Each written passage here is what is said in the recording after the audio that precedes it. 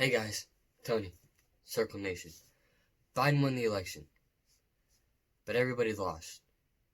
I feel like there are a lot of candidates that could have done or would do a better job than the best possible job we could hope Biden can do.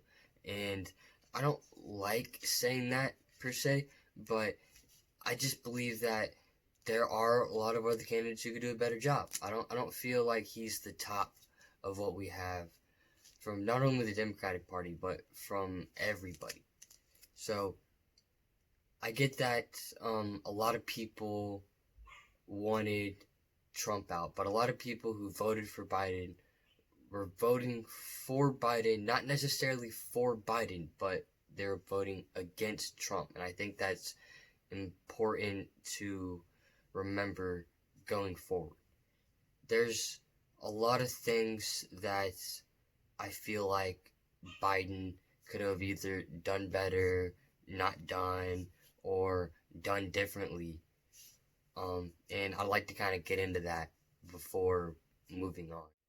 Number one, it's the Iraq War, or more specifically, his Iraq War vote. He voted for the Iraq War, and I understand the the consensus at the time was it was an obvious vote for that, but even with the evidence that they had back then, not even today, but back then, I feel like they should have known there wasn't nearly enough evidence to conduct that war. To quote Kyle Kulinski of Secular Talk, he calls this an offensive war against a country that didn't attack us. And with that, there's no evidence to suggest anything differently. And essentially, that's what it is and what it was. An offensive war against a country that didn't attack us. And you may look at that as like, oh yeah, I made a mistake, I should have done differently. But at the end of the day, not even to mention the civilians and the civilian casualties that we caused with what we did, but just the collateral damage that we took with our decision with that.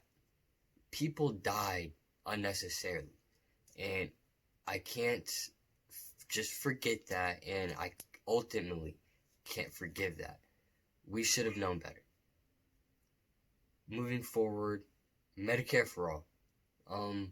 He said that if a bill got to his desk for Medicare for all, meaning it passed the House and it passed the Senate, all he really needs to do is sign it. He said he'd veto it.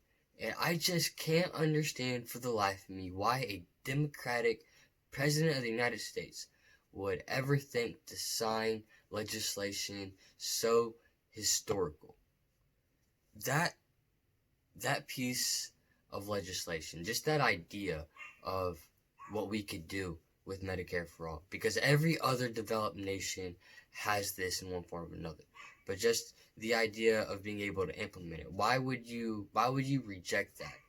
And the only reason I can think of is because he has interest in helping out people in the healthcare industry, in the pharmaceutical industry, and people that have an interest in keeping the healthcare industry the way it is right now. And that's just the way I look at it. And then another thing, last thing, he said in a room full of rich donors that nothing would fundamentally change. And I talk about how I don't believe Biden on a lot of the things that he says because I don't feel like he's ultimately that trustworthy. But when he's talking to a room full of rich donors and he says that nothing will fundamentally change, unfortunately, on that, I believe him. And it's sad that that is what I believe from him. So, ultimately, I just think that it's not a great outlook on his administration, on what we can expect from an administration.